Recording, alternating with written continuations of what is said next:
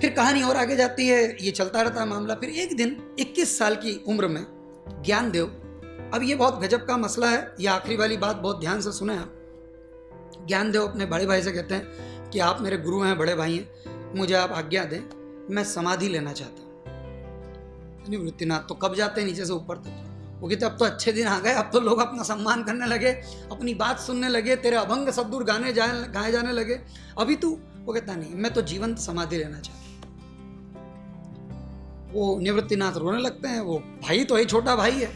वो जाते हैं, वो विट्ठल के सामने, विट्ठल माने कृष्ण का ही रूप है, तो विट्ठल की मूर्ति लगी है, और वो रोने लगते हैं और कहते हैं विट्ठला ये क्या हो रहा है, ये मेरा भाई।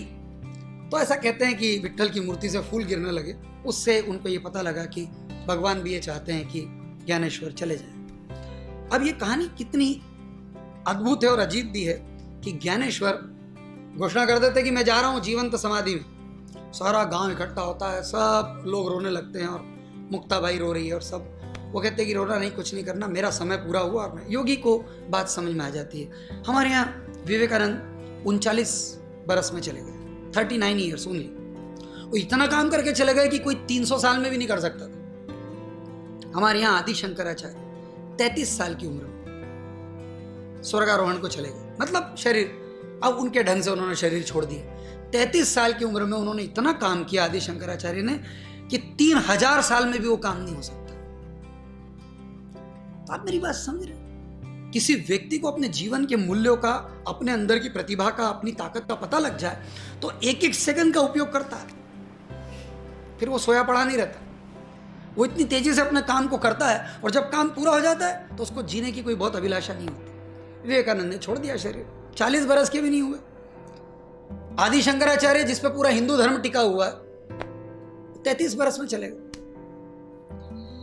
तो ये 21 बरस में क्या, मैं तो जीवन समाधि लूंगा। आंधी में एक जगह तय की गई, और इनको वहाँ एक गड्ढा है, और वहाँ पर एक गुफा है, गुफा के अंदर एक आसन लगाया गया। उस आसन पे ज्ञानेश्वर जाकर के अपनी आसन लगा के बैठ गए, और ये सब लोग अंदर छोड़ के उनको बाहर आते हैं, और उस गुफा को एक बड़े से पत्थर से ढक देते हैं। अब ये आपने कभी शायद सुना नहीं होगा, पर इस तरह से भी होता है। और वारकरी संप्रदाय है जो ज्ञानेश्वर महाराज के अभंग गाते हैं, और जो ज्ञानेश्वरी को ही अपना सब कुछ मानते हैं, वो कीर्तन करते हैं। जो सुबह हम कीर्तन कर रहे थे, विट्ठल विट्ठल, है ना, तो वो विट्ठल विट्ठल करते गाते हैं, नाचते हुए जाते हैं। वारकरी संप्रदाय उसको कहते हैं। तो वारकरी संप्रदाय के लोग कहते हैं कि ज्ञानेश्वर अभी भी बैठे हुए। 13वीं शताब्दी की बात है, ये कितने बरस हो गए उसको, 1000 बरस लगभग होने आए, पर लोग मानते हैं कि अभी भी ज्ञानेश्वर वहां वैसे के वैसे बैठे हैं, सशरीर। बीच में एक बार ऐसा हुआ भी, उसके ऊपर फिर जब ज्ञानेश्वर महाराज अंदर चले गए, पत्थर से उसको ढक दिया, फिर उसके ऊपर एक मंदिर बना दिया गया। उस मंदिर में आज भी लोग जाते हैं, आप जरूर जाएं। आंधी अभी भी वो गांव वैसा के वैसा ही है, छोटा सा गांव है। वही नदी जहाँ वो नहाते थे, वही घर जहाँ वो रोटी उन्होंने पीठ पे सेकी थी, या जहाँ वो बच्चे रहते थे, वो घर अभी वैसे के वैसे रखा हुआ है। वो सब जगह वैसी की वैसी रखी, यहाँ तक कि वो जो दीवार जो चली थी, वो चलती हुई दीवार, वो जो दीवार थी, वो भी दीवार भी रखी हुई, लोग उसके भी दर्शन के लिए जाते हैं। हम लोग गए थे, मैं और अपने मेरे मित्र, तो मैंने पूछा किसी से कि ये दीवार तो बहुत ही छोटी है, ये मतलब इतनी छोटी दीवार पे आदमी बैठा कैसे? दीवार जो हमने फिल्मों में देखी, कहानियों में सुनी, तो वो तो ऐसे ऊपर बैठे थे। तो लोगों ने कहा कि ये दीवार चमत्कारी दीवार। मैंने कहा, तो लोगों ने चाट ली इसको, तो चाट के इतनी बड़ी दीवार जो थी वो इतनी सी रह गई है।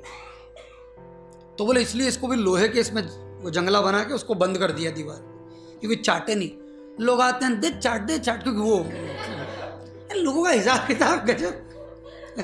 तो वो दीवार इतनी सी रह गई। खैर, इधर ज्ञानेश्वर महाराज समाधि में चले गए, तो 1 साल के अंदर अंदर बाकी के 3 भाई बहन भी, निवृत्ति, सोपान और मुक्ताबाई, वो भी तीनों अपने अपने ढंग से समाधि में चले गए। मतलब उसी 1 साल में वो चारों भाई बहन की कहानी पूरी हो गई, खत्म नहीं हुई, पूरी हो गई। और ऐसे ग्रंथ, ऐसे सुंदर ग्रंथ, ऐसे अभंग छोड़ गए कि आज हजारों साल बाद भी वहाँ लोगों का भला हो रहा है, लोग उसको लेकर के जी रहे हैं। और मैंने आपसे कहा कि वो एक ऐसी प्रदीपिका है, ऐसा सुंदर शास्त्र है वो ज्ञानेश्वरी, जिसका एक अध्याय, योग का अध्याय अगर आप पढ़ें तो आपको ए से लेकर Z तक किसी योगी को, किसी साधक को कैसे जीना चाहिए, क्या ध्यान करना चाहिए, कैसे ध्यान करना चाहिए, किस दिशा में बैठना चाहिए, आसन क्या लेना, सारी बातें उसमें मिल जाती है आपको। तो ऐसे पूरी हुई ये चारों की कथा।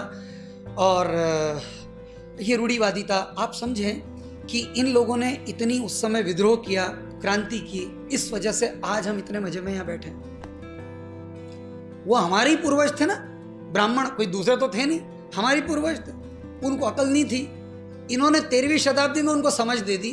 उस समझ के कारण आज हम यहाँ बैठे हैं, बगैर ये पूछे कि कोई हिंदू तो कौन मुसलमान, कोई सिख, कौन ईसाई, कौन शूद्र, कौन ब्राह्मण, यहाँ कोई पूछता नहीं। ये जो आप मजा कर रहे हैं ना, ये ज्ञानेश्वर महाराज के कारण कर रहे हैं। 21 साल की छोटी सी उम्र में वो इतना बड़ा विद्रोह, इतनी बड़ी क्रांति कर गए, लोगों को हमेशा के लिए ज्ञान समझ दे गए। एक ही बात वो लगातार कहते थे, सब में एक ही आत्मा है, सबको गले से लगाते चलो, प्रेम की गंगा बहाते चलो।